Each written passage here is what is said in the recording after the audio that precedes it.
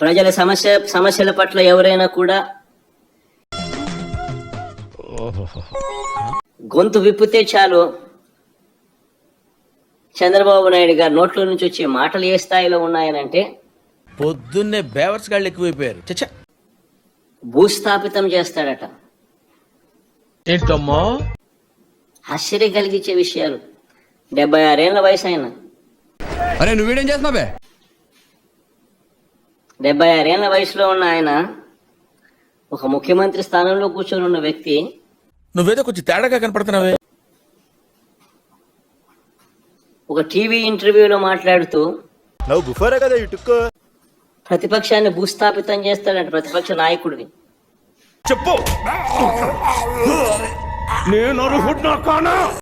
ప్రతిపక్ష నాయకుడు పేరెత్తి ఆయన ప్రతిపక్ష నాయకుడిని భూస్థాపితం చేస్తారంట.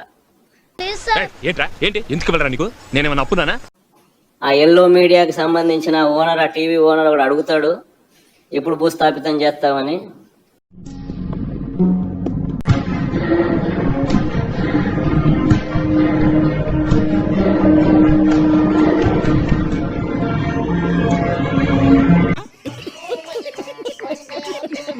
నేను అదిగో మొదలు పెట్టేశాను, చేస్తా ఉన్నాను, త్వరలోనే చేసేస్తాను ఈయన అంటాడు. బాగా మోటివేట్ చేశారు. ఆశ్చర్యం. 76 ఏళ్ళ ముసలాయన.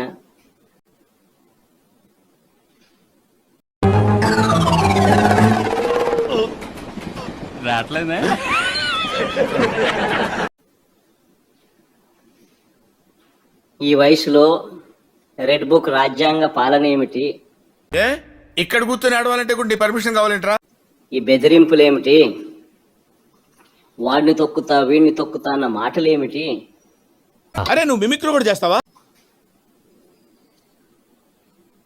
ప్రజలు ఏదో దేవుడు ప్రజలు దయదలిచి ఏదో అధికారం ఇచ్చారు.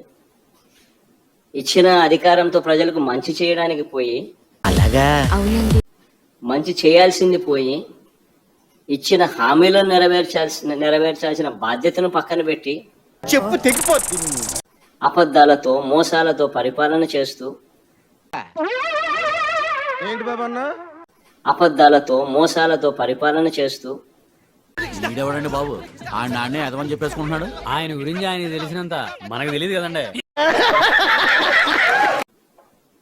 వాటి గురించి ఎవరైనా ప్రశ్నిస్తే భూస్థాపితం చేస్తాను